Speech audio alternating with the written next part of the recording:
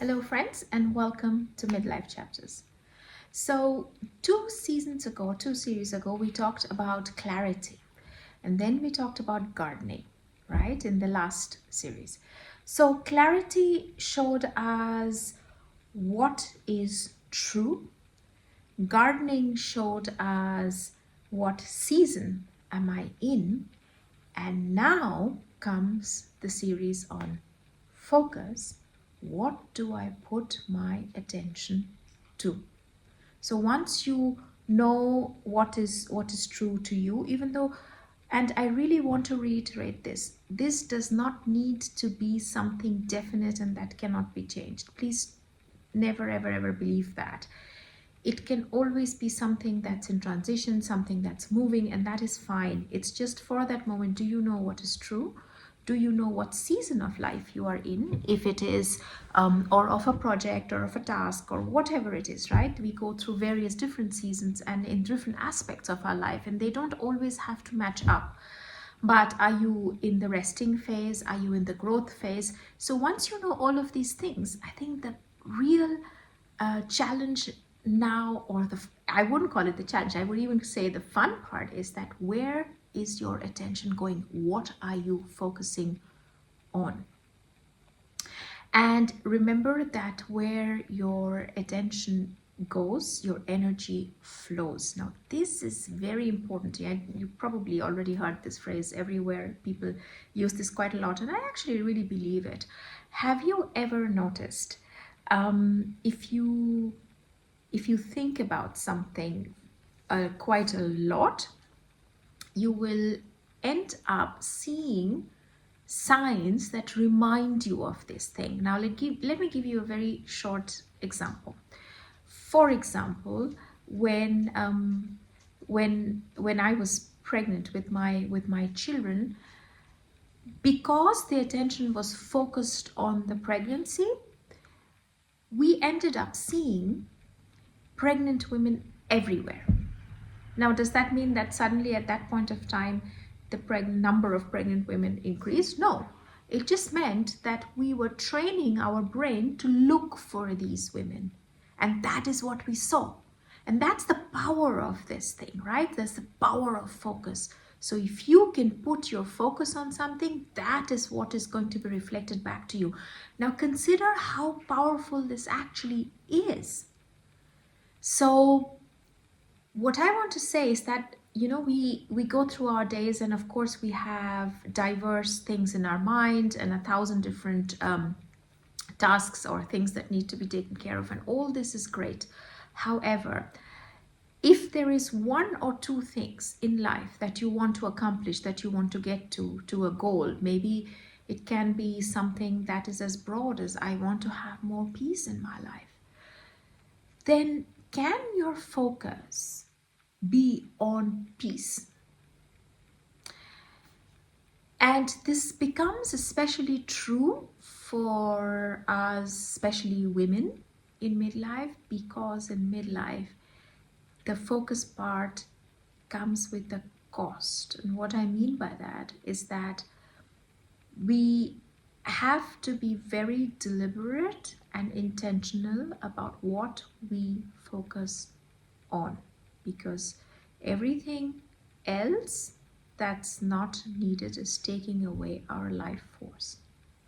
And now that we are in this transition phase where we are no longer who we were, but we also don't know where this is going, and we kind of know that time is limited, it is the most precious commodity that we have to become extremely deliberate about what we focus on. Doesn't mean that we need to procrastinate for years because we just think we have to get it right away, that our focus, because it is so precious, we have to hold on to it. No, precious doesn't mean that you need to cling on to this and never let it go. It just means that you appreciate the value that it brings to your life. And yes, we are going to make mistakes, and yes, we may focus on something that may or may not lead to the result that we desire. And all this is okay. It's not really about hitting a destination, but it is about experiencing joy while we are going towards the destination. So focus becomes crucial in this part. And there is quite a powerful reframe that I'm going to give you now, because I think this is probably going to help you becoming much more discerning on what you focus on. More often than not, or at least up till now, because of the society we live in, because of the education that we've had, we always think that we deserve something, right? That's the way, the framing that we have around what should come to us is that we always think, oh, I deserve this, or I deserve this relationship, or I deserve this friendship, or I deserve this job. Is there a way that you can turn this question out, reframe it, and saying, what deserves you?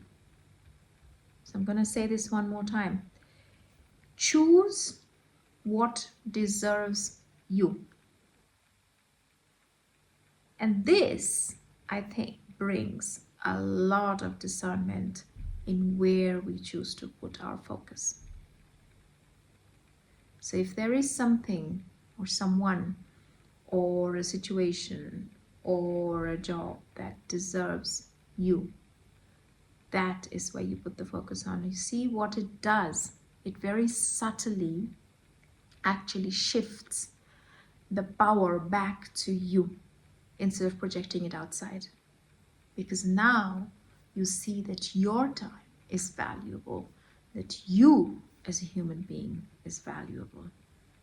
Now, of course, this can go off in another direction, where if you really get into it too much with your ego mind, this is going to there is a possibility that it can make you quite vain.